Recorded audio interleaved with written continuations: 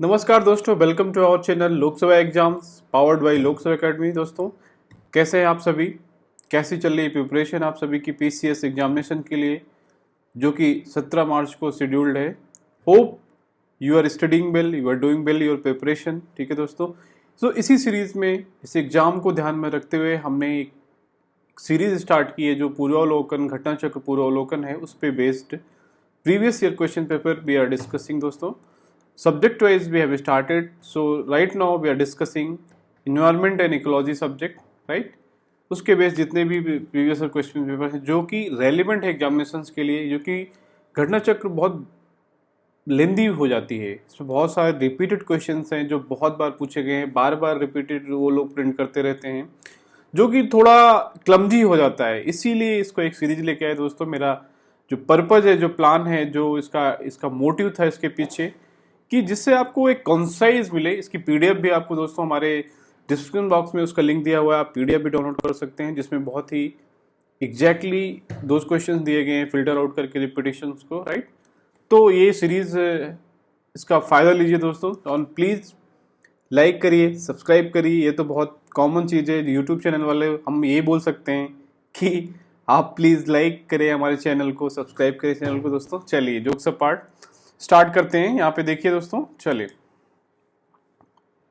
और इससे पहले जस्ट मैं थोड़ा सा इन्फॉर्मेशन देना चाहूंगा दोस्तों। यहाँ पे देखिए एक live workshop on UPPCS preparation दोस्तों, जो कि ऐसे लोगों के लिए जो फ्रेशर्स हैं या जो वर्किंग प्रोफेशनल हैं, जो अपनी प्रिपरेशन स्टार्ट करना चाहते हैं एक सिस्टमेटिक वे में। वो कह रहा है कि इंटरनेट पे इतना सारा कंटेंट है दोस्तों, बहुत कंटेंट है, जो कि लोग कंफ्यूज हैं कि कैसे अपनी प्रिपरेशन को स्टार्ट किया जाए एक कंसाइज वे में। ये प्रिपरेशन बहुत रॉकेट साइंस नहीं है एक्चुअली। इसमें क्या आपको कुछ सब्जेक्ट्स हैं, polity, history, geography, environment, science, आपको वो सब्जेक्ट्स पढ़ने हैं। ऑब्जेक्टिव को प्रीलिम्स में ऑब्जेक्टिव आंसर करना है, मेंस में आंसर राइटिंग करना है। सिंपल थिंग है, जो अगर आपको क्लैरिटी हो तो आप विदाउट प्रेशर कर सकते हैं। Undoubtedly it is not that much easy because it requires a lot of patience, hard work, perseverance, commitment, discipline, all those things are required, but it's not rocket science दोस्तों। तो उसीलिए दोस्तों हम एक simplified वे में एक डिस्कशन करेंगे, जिसमें ये जो फ्रेशर्स हैं, जो अभी प्रिपरेशन स्टार्ट करना चाहते हैं, मिनिमम सोर्स क्या होना चाहिए, मिनिमम आपको जो बुक लिस्ट है रख कर आप कैसे प्रिपरेशन करें दोस्तों। और वर्किंग प्रोफेशनल, बहुत सारे ऐसे वर्किंग प्रोफेशनल हैं जो एग्जाम की प्रिपरेशन करना चाहते हैं, बट उनके पास टाइम की कमी है, गाइडेंस की कमी है, या कोचिंग की फीस जो कि 1.5 लाख रुपए चार्ज कर रहे हैं। I can't believe that 1.5 lakh 2 lakhs they are charging as a fee, and there will be like 500 students in the class. Even teacher doesn't know the name of the each individual student. That is the irony दोस्तों। they are taking more than 1.5 lakhs। दोस्तों इस initiative started by an aspirant who has also I have been an aspirant, so I know nitty gritty of this examination दोस्तों। If you feel you have confidence by seeing all those videos, you can please just join this workshop। First freshers हैं आप, working professionals हैं। 18 फरवरी को जैसे 3 बजे तक हम 2 घंटे का एक वर्कशॉप करेंगे, जिसमें हम पूरा डिस्कस करेंगे क्या क्या इसके निटी ग्रिटीज हैं, कैसे प्रिपरेशन करना है, क्या स्ट्रेटजी होनी चाहिए, क्या बुक लिस्ट कौन सी होनी चाहिए, क्या मिस्टेक नहीं करना है। क्योंकि मैं खुद एक एस्पिरेंट रहा हूँ पिछले 6-7 साल से, सो आई कैन टेल कि व्हाट नॉट टू डू। ये तो सब बताते हैं क्या क्या करना है, कि 5 बजे उठना है, 4 बजे उठना है, उल्टा लेट के पढ़ना है, पैर ऊपर करके पढ़ना है, ये क्या करना है। बहुत सारे आपको कन्फ्यूजन होंगे, कोई कुछ बोलेगा, कोई कुछ बोलेगा, but what not to do as a aspirant, serious note that we will discuss. चलिए, I have enough spoken about this. चलिए we will start our initiative. ठीक है, राइट। यहाँ पे देखिए दोस्तों, जो हमारे 12th क्वेश्चन है, यहाँ पे देखिए, विच of the following is a nodal institution for implementation of sustainable development goals. This is the question दोस्तों। ठीक है, यहाँ पे एक मिनट, इसको स्लाइड मोड में कर लेते हैं, क्लियरिटी ज़्यादा रहेगा। ठीक है, चलिए। एंड यस, तो हम 12th क्वेश्चन से स्टार्ट करते हैं। हमने 11 क्वेश्चन डिस्कस कर लिया था। एसडीजी क्या क्या है, 17 एसडीजी। तो विच of the following is a nodal institution for implementation of sustainable development goals in India. बहुत इंपॉर्टेंट है, जो ऑलरेडी हमने डिस्कस किया कि जो एसडीजीज हैं, 17 एसडीजीज हैं, यहाँ पे 17 SDGs are there and they have to complete by 2030. The target is by 2030 we have to achieve those targets. 169 actually targets हैं सजा and 17 goals हैं। ठीक है, कितने 17 goals and 169 इसमें targets हैं। ठीक है, ये भी पूछा जाता है कभी कभी, राइट। तो यहाँ पे पूछ रहा है कि जो इसको इम्प्लीमेंट करने की नोडल एजेंसी है, इंस्टीट्यूशन इंडिया में, वो कौन सा है। तो ऑप्शन देखिए, planning commission, disinvestment commission, NITI Aayog, finance commission. अच्छा क्वेश्चन है, सिंपल है बट आपको पता होना चाहिए। तो इसका आंसर क्या है दोस्तों, नीति आयोग। आपको पता है कि प्लानिंग कमीशन तो अभी रहा नहीं एग्जिस्टेंस में, राइट। तो ये तो ऑलरेडी है ही नहीं। डिसइन्वेस्टमेंट कमीशन भी कुछ ऐसा नहीं है, फाइनेंस कमीशन भी, क्योंकि ये फाइनेंस से रिलेटेड चीज़ें करता है। तो ये भी इसका आंसर क्या हो जाएगा, आप गेस भी करेंगे तो नीति आयोग। ठीक, नीति आयोग क्या है, national institution for transforming India, जो इसका नोडल एजेंसी है। चलिए आगे बढ़ते हैं without wasting much time. 13 question क्या है यहाँ पे देखिए, world environment day is celebrated on. बहुत ही सिंपल केस है, बहुत ही बेसिक क्वेश्चन है, but still you should have clarity. तो इसके पर्पज से हमने ये क्वेश्चन यहाँ पे डाला है। तो इसका देखिए ऑप्शन है 21 मार्च, 23 सितंबर, 25 मई। आपको यहाँ ऑप्शन जो हैं दोस्तों, इसको भी आप एक बार देख लीजिए कि इस सारे दिन कौन कौन से इंपॉर्टेंट डेज हैं। कभी कभी क्वेश्चन पूछा जाता है। तो इस क्वेश्चन देने का जो पर्पज है, केवल आपको ये नहीं देखना है कि 5 जून को क्या होता है, आपको ये सारे जो डेट्स हैं इसको भी एक दिमाग में एक लेना है कि इस दिन क्या क्या होते हैं। कभी कभी वो क्वेश्चंस को कॉम्प्लिकेट कर देते हैं। Nowadays they are not asking very simple question, they are mixing many questions in one single question, right. तो इसका आंसर क्या है यहाँ पे देखिए, 5 जून को जो वर्ल्ड एनवायरनमेंट डे मनाया जाता है एवरी ईयर। चलिए 14 क्वेश्चन क्या है, the book silent spring published in 1962 which set the tone for environmental movement in the world was written by. So basically they are asking this Silent Spring book written in 1970, published in 1962 sorry, who is the writer of this book, right। तो option देख लीजिए, ये भी एक factual question है but ये पूछा गया है तो आपको ये पता होना चाहिए, इंपॉर्टेंट क्वेश्चन है। Actually this Silent Spring book is related with the environment movement, so that's why they are asking many examinations, right। तो Caroline Merchant, Karl Marx, Rachel Carson, Rajagopalan. तो यहाँ पे इसका आंसर देखा है, Rachel Carson is the right answer, who has written this Silent Spring book, right. चलिए 15 question देखिए यहाँ पे, a country natural capital included all of the which following environment and ecology except. पूछ रहा है कि इन चारों में से किसके अलावा सारे जो कंट्री के जो नेचुरल कैपिटल माने जाते हैं। ठीक है, तो इसमें ऑप्शन देख लिया, फॉरेस्ट, वाटर, रोड्स, मिनरल। आपको क्या लगता है कि कंट्री की जो नेचुरल कैपिटल माना जाता है, नेचुरल मतलब जो नेचर में पाया जाता हो, तो रोड तो यहाँ पे देखिए ऑप्शन आपको क्लियर हो जाना चाहिए थी। तो रोड तो नेचर नहीं आती, रोड तो हम बनाते हैं, इट इज ह्यूमन मेड। ठीक है, एंथ्रोपोजेनिक जिसको बोलते हैं। Forest is natural actually, water also it is comes by nature, mineral also. So option क्या बचता है यहाँ पे, सी। तो C will be the answer which is not included in the natural capital of country, right. चलिए 16 question देखते हैं यहाँ पे कि the main role of solar radiation is in. Solar radiation का मेन रोल क्या है, carbon cycle, hydrogen cycle, water cycle and nitrogen cycle. दोस्तों तो जो सोलर रेडिएशन क्या करता है दोस्तों, रेडिएशन से क्या होता है, पानी होता है, वाष्पीकरण होता है उसका, it will be vaporised, vapour में कन्वर्ट होता है, it will go to sky, again it will come into the form of rain. ये क्यों होता है, due to solar radiation, due to heating by the sun rays. तो आपको क्या लगता है इसका आंसर क्या होगा यहाँ पे, carbon cycle, hydrogen cycle, water cycle. तो सबसे अप्रोप्रिएट आंसर क्या है यहाँ, water cycle, because it creates rain in form of precipitation. ठीक है, चलिए 17 क्वेश्चन देखिए यहाँ पे क्या है, कोई बहुत ही अच्छा, national environment engineering research institute NEERI जिसको बोलते हैं, सिचुएटेड एट। ये भी बहुत सिंपल क्वेश्चन है बट बहुत बार पूछा गया। इन्वायरमेंट के कुछ हॉट क्वेश्चंस हैं जो आपको एकदम फिंगर टिप पे होने चाहिए। ठीक है, तो इसके देखिए बैंगलोर, हैदराबाद, नागपुर, न्यू दिल्ली ऑप्शन हैं। नीरी जो है ये बहुत ही फेमस है, नागपुर में है दोस्तों। ये कब बनाया गया था? देखिए 1958 में इसका जो है स्थापना की गई थी। बहुत ही इंपॉर्टेंट है। इसमें आर के पचौरी आपने एक सुना होगा नाम, बहुत इसके चेयरमैन थे, इसके डायरेक्टर थे, जिनके ऊपर बहुत बाद में कुछ केसेस भी हुए थे सेक्सुअल हैरेसमेंट के, इसलिए बहुत न्यूज़ में था। Are K Pachauri, doctor R K Pachauri, he was the director of NEERI, right. तो ये बहुत ही इंपॉर्टेंट है। और नीरी यहाँ पे देखिए ये भी बहुत इंपॉर्टेंट, कभी NEERI falls under the ministry of science and technology, ठीक है, ये भी कभी पूछा जा सकता है, तो इसको आप ध्यान रखिए कि NEERI works under which ministry, sometime they can ask. तो ये ministry of science and technology. ये मैं इसलिए क्वेश्चन बता रहा हूँ कि आप जब भी क्वेश्चन पढ़ते हैं तो केवल आपको ये क्वेश्चन जो पूछा जा रहा है उसके ऑप्शंस नहीं देखने दोस्तों, उसका थोड़ा सा बैकग्राउंड भी आपको देखना है, आपको उसका जो अदर एप्लीकेशंस है उसके ऑप्शंस क्या है आपको एक्सप्लोर करना है। ऐसा नहीं है कि ए टू बी बताया तो ए टू बी भी पढ़ना है, ठीक है।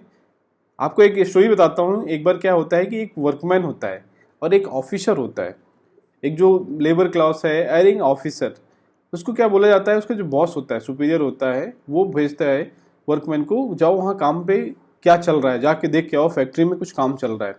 वो जाता है, देख के आता है, वर्कमैन जो होता है, लेबर होता है, देख के आता है, हाँ सर काम कर रहे हैं, बस उसको पूछता है कितने लोग आए हैं, तो वो कितने लोग ही देख के चला आता है।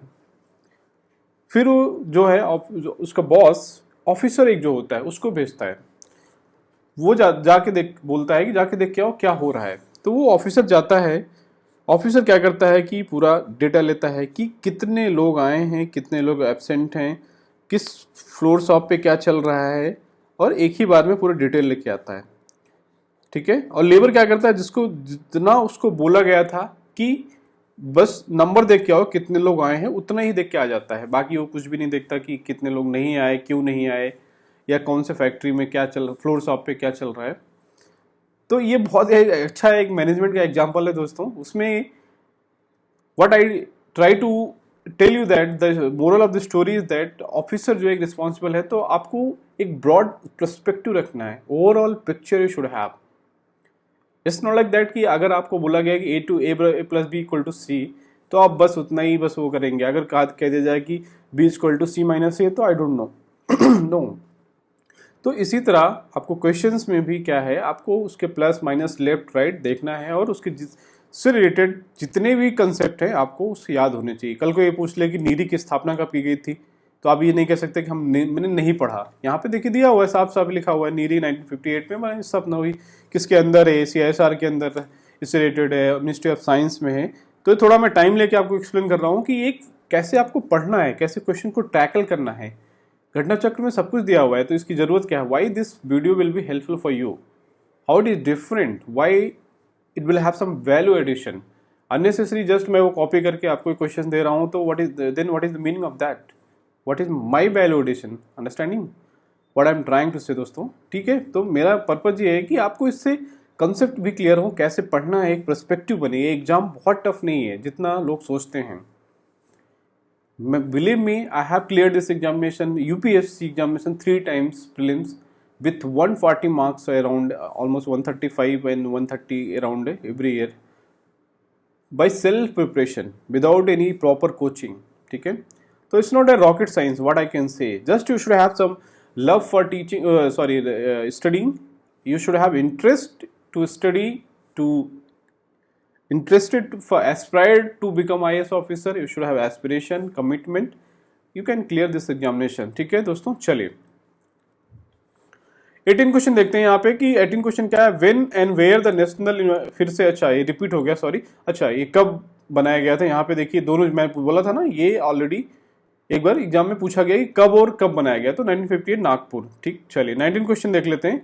अर्थ समिट वाज हेल्ड, ये पहला क्वेश्चन मैंने डिस्कस किया दोस्तों, बहुत इंपॉर्टेंट है, तो इसको कहीं ना कहीं क्वेश्चन पूछा जाता है। Cairo, Rio de Janeiro, Durban, Quito. तो अर्थ समिट आपको पता होना चाहिए, रियो डी जेनेरियो में हुआ था फर्स्ट अर्थ समिट, जो यूनाइटेड CED था, united conference on development, conference on development was held in Rio and also common knows Rio +20 earth summit 2012, right. 20th question देखिए, what was the title of Rio plus declaration. पूछ रहा है कि रियो +20 declaration क्या, इसका title क्या था। तो द फ्यूचर वी वांट, ठीक, इसका आंसर क्या है, the future we want. Percentage of nitrogen in dry air, जैसे बेसिक क्वेश्चन है बट आपको पता होना चाहिए। अभी स्टार्टिंग में मैंने बेसिक क्वेश्चन रखे हैं जिससे कि आपको थोड़ा इंटरेस्ट आए, ठीक है। स्टार्ट आपने नहीं भी पढ़ा है तो it should not be like कि बहुत टफ क्वेश्चंस आ रहे हैं, आपका कॉन्फिडेंस थोड़ा बूस्ट अप होना चाहिए फर्स्ट, ठीक है। Then you can study the difficult concept also. यहाँ पे देखिए ऑप्शंस क्या है, 21%, 27%, 50%, 78%। नाइट्रोजन आपको पता है, बचपन से पढ़ते आ रहे हैं कि 78% होता है, तो इसमें कोई रॉकेट साइंस नहीं है, 78%, राइट। चलिए, बट अब यहाँ पे देखिए क्या है कि जो एक एस्पिरेंट होते हैं, जो एक आप अगर सीरियस एस्पिरेंट हैं, एक बहुत होते हैं ना ब्रॉड पर्सपेक्टिव रखते हैं, तो आपको ये अगर यहाँ पे एक्सप्लेनेशन से क्या करना है कि आपको जितने भी गैस की कंसंट्रेशन है उसको आपको यहाँ पे याद रखना है। इस क्वेश्चन से आपको ये सीखना है, ये नहीं कि केवल 78 तो मुझे पता ही था, ये क्या क्वेश्चन बकवास है, नहीं। अभी क्या है इस क्वेश्चन में देखिए, एक्सप्लेनेशन क्या दिया हुआ है, nitrogen 78%, oxygen 29%, then argon 0.9, carbon dioxide का पूछते हैं कभी कभी 0.0, या कभी कभी ऑर्डर दे देते हैं कि you arrange these gases in order of their concentration in the environment. तो नियॉन 0.00% है, हीलियम का इतना परसेंट है, हाइड्रोजन का इतना। तो इस तरह से आपको थोड़ा सा इसमें दिमाग खोल के करना। देखिए यहाँ पे देखिए, चलिए आगे बढ़ते हैं। 22nd question, consider the following, photosynthesis, respiration, decay of organic matter, volcanic action, which of the above add carbon dioxide to the carbon cycle on the earth. पूछ रहा है कि which of the following above add carbon dioxide to the carbon cycle. कुल मिला के पूछ रहा है कि इस प्रोसेस में किस में कार्बन डाइऑक्साइड निकलती, photosynthesis, respiration, decay of organic matter and volcanic action, ठीक है।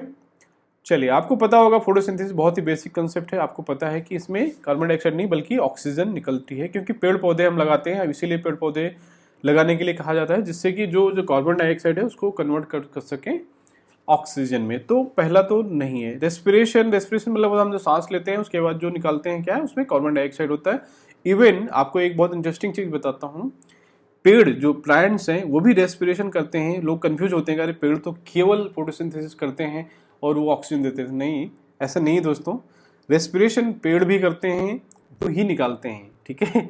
तो इसमें बहुत लोग मतलब ये थोड़ा से कंसेप्चुअल क्लैरिटी है कि respiration is like taking fresh oxygen and after हमारा लंग्स क्या है उसको प्रोसेस करके हमारा जो उसमें से CO2 निकाल के उसको रेस्पिरेशन के थ्रू हम निकाल देते हैं, ठीक है।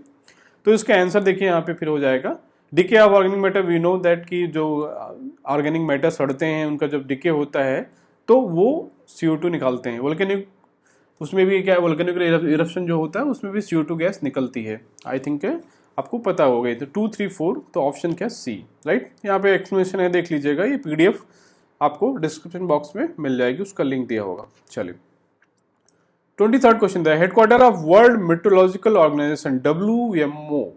बहुत इंपॉर्टेंट है ये, कभी कभी पूछा जाता है कि WMO जो है, WMO वर्ल्ड मेट्रोलॉजिकल ऑर्गेनाइजेशन का इसका हेडक्वार्टर कहाँ है, ये करता क्या है एक्चुअली, ये क्या है, जो मेट्रोलॉजिकल फिनोमिना है, जो प्रोसेसेस है, जो उससे रिलेटेड चीज़ें हैं, ये उसको हैंडल करता है। जो मौसम से जुड़ी चीज़ें हैं, मेट्रोलॉजिकल थिंग, ठीक।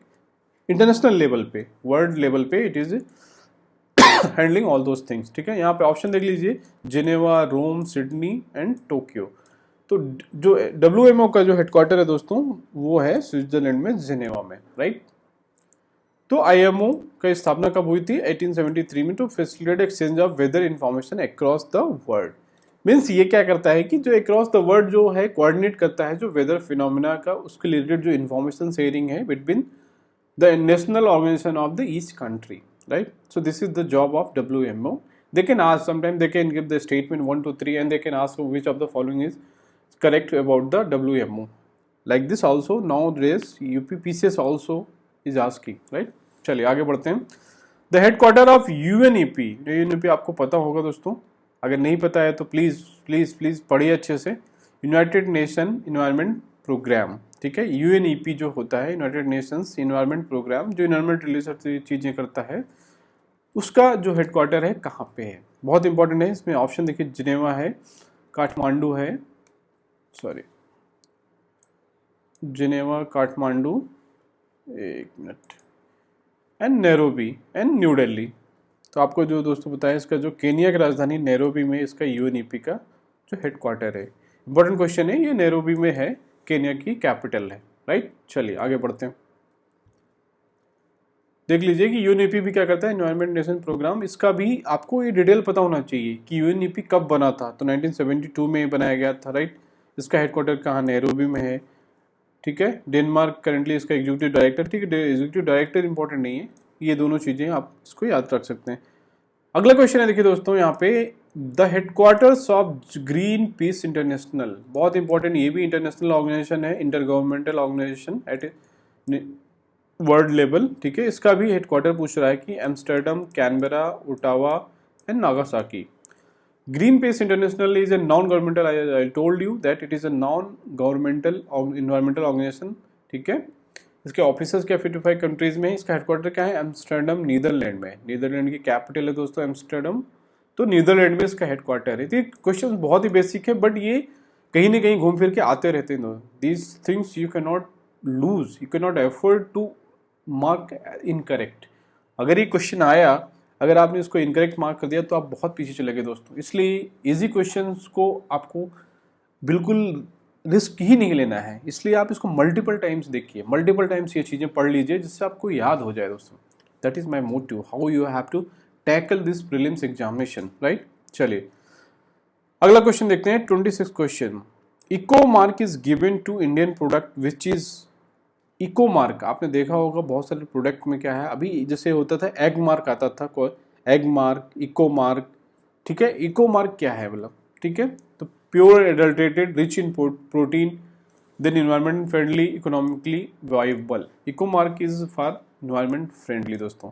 Eco mark is the certification mark used by bureau of Indian standard, BIS जिसको बोलते हैं, पहले ये था एनएसओ था, national standards organisation of India, ठीक है। अभी क्या है, ये ब्यूरो ऑफ इंडियन बीआईएस बोलते हैं। Conforming the standards aim to ensure at least impact on the ecosystem, marking standard in 1991। कभी कभी ये भी पूछ सकता है, एक्चुअली यूपीएससी में बहुत सारे स्टेटमेंट पूछता है ऐसे कि कब स्टार्ट हुआ, तो ये 1991 में स्टार्ट हुआ, आपको ये याद रखना है क्या है। चलिए नेक्स्ट क्वेश्चन देखते हैं। The national green tribunal act 2010 enacted in consonance which of the following provisions of the constitution India. थोड़ा डीप में क्वेश्चन दोस्तों, बिकॉज अभी यूपीपीसीएस भी थोड़ा डीप में क्वेश्चन पूछ रहा है, ऐसा नहीं है कि जस्ट ओनली ईयर पूछ के और ना हेडक्वार्टर पूछ के छोड़ दे रहा है, no. Now you have to study all those things also. The national green tribunal act 2010 was enacted in consonance with which of the following provisions of the constitution. ये जो कॉन्स्टिट्यूशन है उसके किन प्रोविजनों के तहत इसका गठन किया गया था, ये पूछ रहा है, जो राष्ट्रीय जो हरित ट्राइब्यूनल है, राइट। ऑप्शन देख लीजिए क्या है यहाँ पे, right to health environment constitute as part of life under the right to life under article 21 sorry. Provision of grant for raising the level of investigation schedule areas for welfare of schedule tribes under article 275(1).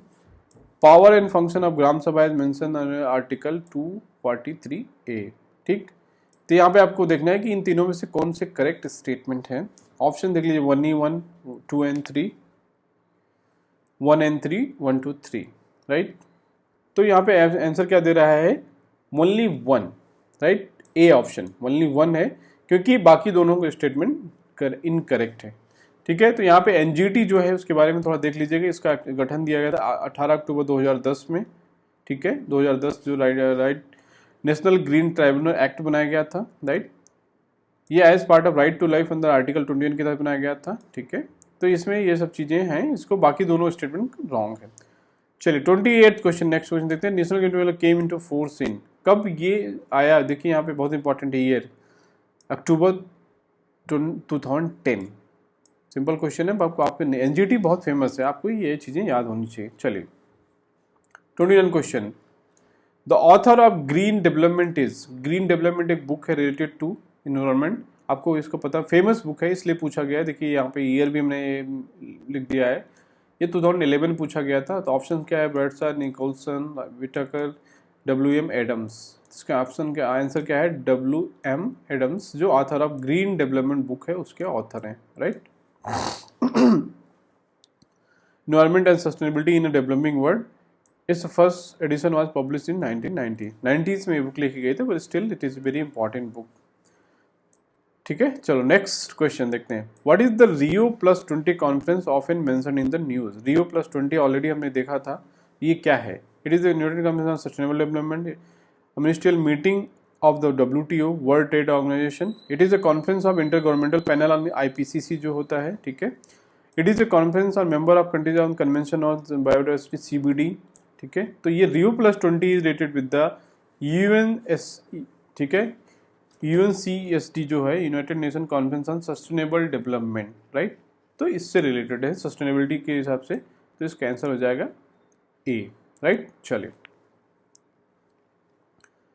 31st question देखते हैं दोस्तों यहाँ पे। In year 1997 world environmental conference was organised in, जो world environmental conference था, आपको 97 पता होगा, बहुत ही इंपॉर्टेंट था, ये क्योटो प्रोटोकॉल के नाम से जिसमें पास किया गया था। जो क्योटो प्रोटोकॉल बहुत ही इंपॉर्टेंट दोस्तों, ठीक है, जो कि जो ग्रीन हाउस गैसेस थे उसके लिए वो बहुत इंपॉर्टेंट रोल प्ले किया था क्योटो प्रोटोकॉल। अब बहुत ही फेमस है इन्वायरमेंट में, ठीक है, सबसे success one of the successful जो है मॉन्ट्रियल एंड क्योटो प्रोटोकॉल जो है ये बहुत इंपॉर्टेंट है, ठीक है। तो यहाँ पे ये क्या आंसर क्या है, सी, क्योटो हो जाएगा। 1997 में environmental conference of Kyoto Japan में है। क्योटो कहाँ पे है ये भी इंपॉर्टेंट है, जापान में है। क्योटो प्रोटोकॉल यूनाइटेड UNFCC जिसको adopted in this conference which came into existence on फरवरी 2005। जो United Nations framework convention on climate UNFCCC जो है, आप सुनते होंगे, उसका जो कॉन्फ्रेंस होता है वो इसी क्योटो प्रोटोकॉल में, क्योटो में ही इसको एडॉप्ट किया गया था, राइट। चलिए 32 question number, who has propounded the concept of limit to growth. जो ये कंसेप्ट है लिमिट टू ग्रोथ, ये एक इंपॉर्टेंट कंसेप्ट है इन्वायरमेंट में, ठीक है, बहुत ही फेमस है। तो ये किसने प्रोपोन किया था, किसने इसको दिया था, इसका प्रतिपादन किसने किया था? तो यहाँ पे ऑप्शन देखिए क्या है, club of Rome, UNESCO and Brundtland commission, agenda 21, right. तो इसका आंसर दोस्तों यहाँ पे इंपॉर्टेंट है, ये लिमिट्स टू ग्रोथ आपको पता होना चाहिए। इसका आंसर क्या हो जाएगा, ए मतलब क्या है कि जो द क्लब ऑफ रोम, यहाँ पे देखिए ये आंसर दिया हुआ है, तो the limits to growth was propounded by the club of Rome, right. चलिए 33 question, what is the theme for world environment day 2023। Actually मैं आपको बता दूं, जो ये 5 जून को होता है वर्ल्ड एनवायरनमेंट डे, हर साल क्या है इसकी एक थीम दी जाती है 5 जून को, ठीक है। तो आपको ये जो लेटेस्ट एटलीस्ट पिछले साल की और इस साल लेटेस्ट की थीम 2 साल की, तो 2-3 साल की तो मिनिमम आपको याद होनी चाहिए, इसको आप लिख लीजिए, ये बहुत इंपॉर्टेंट है। जैसे 2023 की, 22 की भी पूछ सकते हैं या स्टेटमेंट दे सकते हैं। तो multiple types of questions can be framed based on this in world environment day, right. तो आपको ये पता होना चाहिए कि देखिए यहाँ पे पूछ रहा है कि वर्ल्ड एनवायरनमेंट डे 2023 की थीम क्या थी, ठीक है। Connecting people to nature, one world और environment, beat plastic pollution, save water for future. So ये आपको फैक्चुअली याद होने चाहिए, आप इसमें गेस नहीं कर सकते। If you know means no, if you don't know don't know. If you are guessing just blindly or just randomly, it may correct also, it may wrong also. So that's not a suggestible idea to guess in those questions. So इसका answer देखिए यहाँ पे दिया है, beat plastic pollution, जो कि important है। आपको 2023 की थीम याद होनी चाहिए, एटलीस्ट 22 की भी याद होनी चाहिए, 2-3 साल की तो आपको याद होनी चाहिए कि थीम क्या है, बीट प्लास्टिक पोल्यूशन, राइट दोस्तों। तो ये रहा दोस्तों हमारा 33 क्वेश्चन। ये जो पार्ट 2 है, चैप्टर 1 आई थिंक इसके साथ कंप्लीट होता है। जो चैप्टर 1 था environment and ecology question based on the घटना चक्र पूर्वावलोकन सीरीज, उसमें जितने इंपॉर्टेंट कॉन्सेप्ट थे, इंपॉर्टेंट क्वेश्चंस थे, हमने डील कर लिए दोस्तों।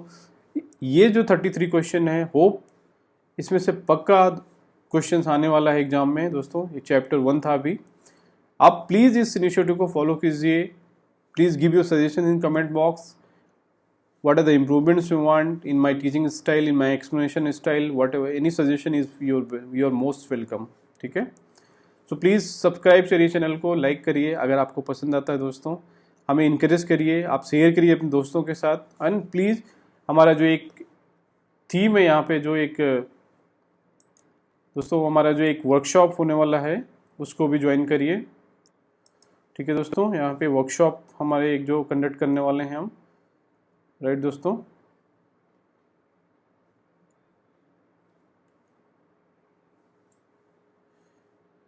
ठीक है दोस्तों, तो ये live workshop on UPPSC preparation 18 फरवरी 2024 को, उसको लिंक आपको भेज दिए जाएंगे। इसका लिंक डिस्क्रिप्शन बॉक्स में आपको इसका वो जो जूम का लिंक है वो भेज दिया जाएगा दोस्तों, ज्वाइन करिए, आपको बहुत सारे इसमें इंसाइट्स मिलेंगे हाउ टू प्रिपेयर। देन हम एक कम्युनिटी के पार्ट हो सकते हैं जिसमें आपको पूरी हेल्प की जाएगी यूपीपीसीएस का।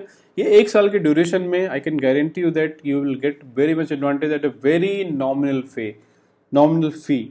People are charging 1.5 lakhs, 1 lakhs. I can't believe that. How on normal family person he can give? I don't know. So please join. We will discuss all those things and definitely it will be very helpful session for you, right? ठीक है दोस्तों. Thank you for watching this video. See you in the next video with the different content. Thank you दोस्त.